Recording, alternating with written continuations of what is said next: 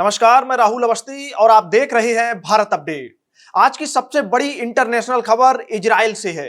प्रधानमंत्री नरेंद्र मोदी 2 दिनों के दौरे पर इजराइल में हैं और आज उनका दूसरा दिन है। जुलाई 2017 के बाद लगभग 9 साल में उनका यह दूसरा इजराइल का दौरा है। लेकिन यह सिर्फ एक और विदेश यात्रा नहीं है।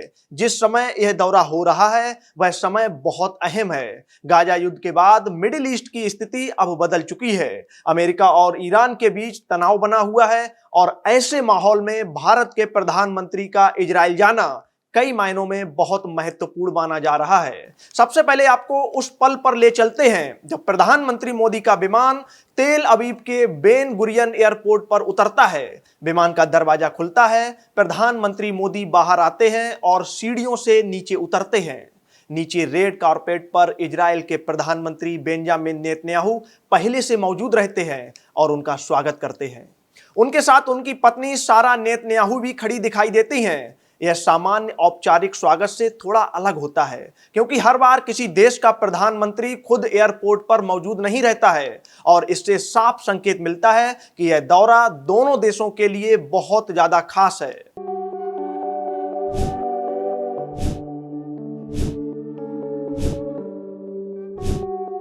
प्रधानमंत्री मोदी नीचे आते हैं। नेतन्याहू हाथ जोड़कर उनका अभिवादन करते हैं और फिर दोनों नेता गले मिलते हैं।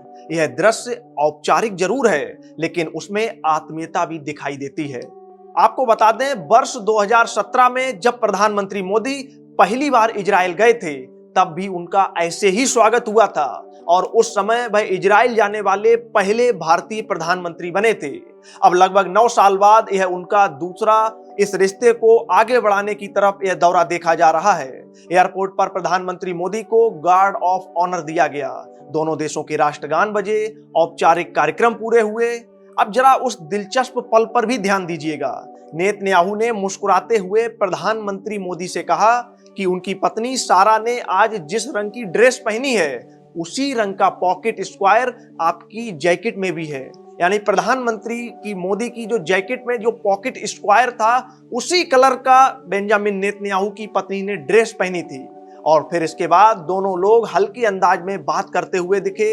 यह छोटी सी बात थी लेकिन इससे यह साफ दिखा कि यह बातचीत सिर्फ औपचारिक नहीं बल्कि सहज भी है।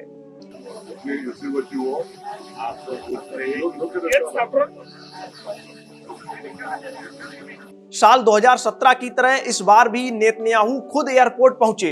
इससे यह अंदाजा लगाया जा सकता है कि दोनों नेताओं के बीच व्यक्तिगत संबंध भी मजबूत हैं। जब दो देशों के प्रधानमंत्री सिर्फ प्रोटोकॉल तक सीमित नहीं रहते बल्कि एक दूसरे को मित्र की तरह देखते हैं तो उनकी केमिस्ट्री अलग ही दिखाई देती है।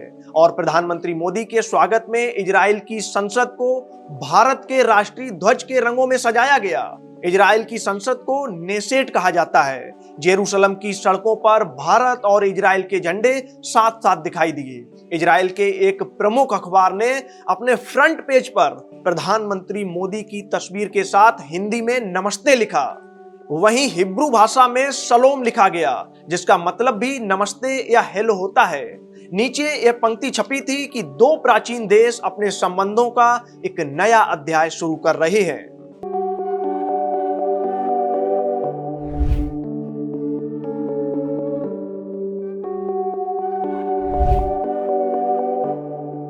उस अखबार में यह भी लिखा गया कि वर्ष 2017 की यात्रा भारत की विदेश नीति में एक टर्निंग पॉइंट थी।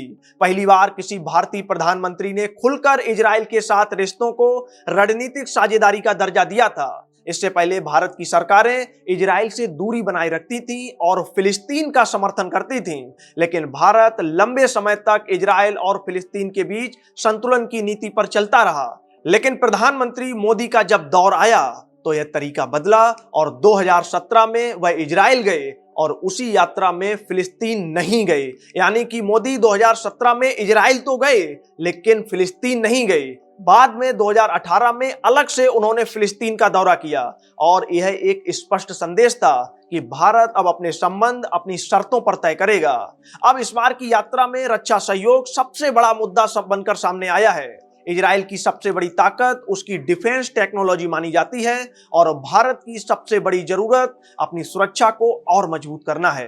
पाकिस्तान प्रायोजित आतंकवाद और सीमाओं पर बढ़ते खतरों के बीच भारत अपनी रक्षा क्षमता को लगातार बढ़ा रहा है। इसी संदर्भ में आयरन डोम सिस्टम की चर्चा भी हुई है। आपको बता दें कि आयरन डोम एक short range air defence system है जो लगभग 70 किलोमीटर तक आने वाले रॉकेट या ड्रोन को हवा में ही नष्ट कर सकता है। इसकी सफलता की अगर बात करें तो इसकी सफलता दर 90% से ज्यादा बताई जाती है। इसे इजराइल ने हमास के खिलाफ संघर्ष में इस्तेमाल भी किया था और यह युद्ध में परखा भी जा चुका है।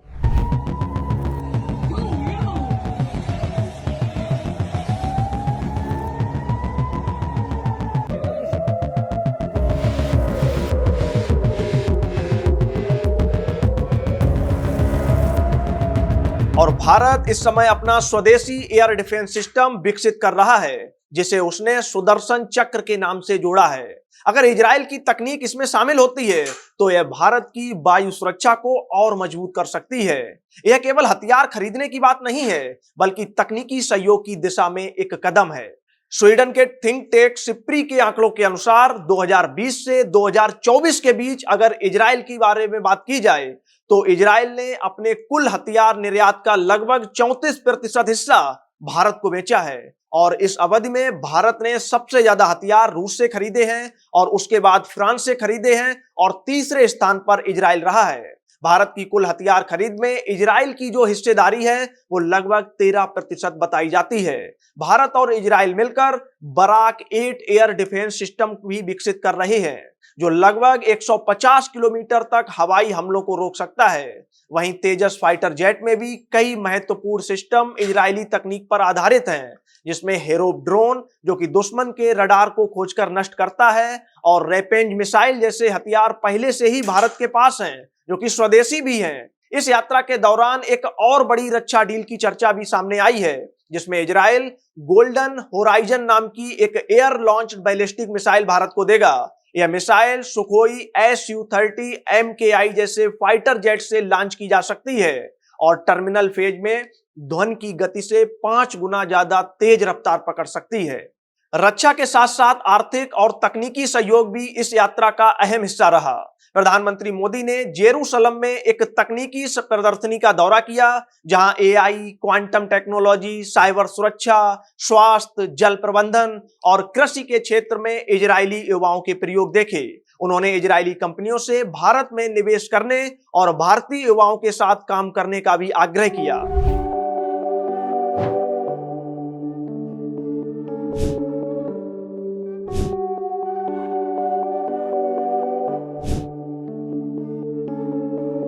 भारत और इजराइल मिलकर India middle east Europe economic corridor पर भी काम कर रहे हैं। यह एक प्रस्तावित व्यापारिक मार्ग है जो भारत को मध्य पूर्व के रास्ते यूरोप से जोड़ेगा और अगर यह कॉरिडोर पूरी तरह से तैयार होता है तो भारत सीधे यूरोप तक अपना सामान पहुंचा सकेगा।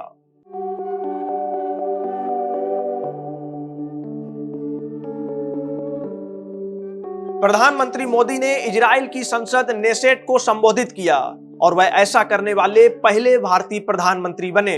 अपने संबोधन में उन्होंने कहा कि भारत और इजराइल के संबंध पूरी दुनिया के लिए मिसाल हैं। जब उन्होंने कहा कि भारत इजराइल के साथ खड़ा है तो आपको बता दें कि पूरा सदन खड़ा हो गया और पूरा सदन तालियों की गड़गड़ाहट से गूंजने लगा।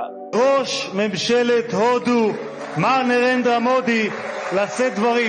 प्रधानमंत्री मोदी को speaker of the Knesset medal से सम्मानित किया गया जो वहां का सर्वोच्च सम्मान माना जाता है। नेतन्याहू ने सार्वजनिक रूप से कहा कि यह असली दोस्ती है। उन्होंने प्रधानमंत्री मोदी को अपना भाई जैसा बताया और भारत को इजराइल का महान मित्र भी कहा। This is a bond, a real friendship. Great friend, my great friend. उन्होंने यह भी कहा कि दुनिया में जहां यहूदी विरोधी भावनाएं बढ़ रही हैं, वहां भारत एक ऐसा देश है जहां यहूदियों का हमेशा स्वागत किया गया है।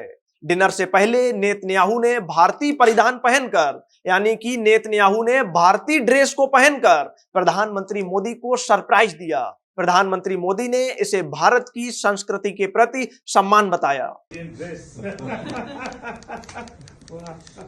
अब अगर इस पूरे दौरे को शुरू से अंत तक देखें तो यह साफ दिखाई देता है कि यह यात्रा केवल औपचारिक कार्यक्रम नहीं थी।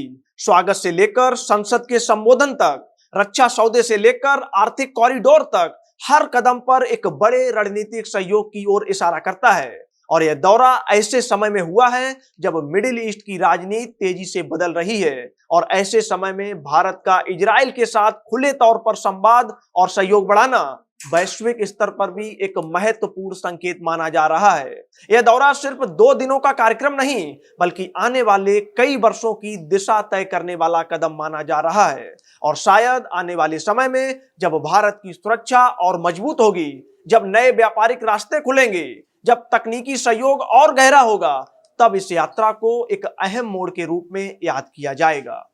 नमस्कार।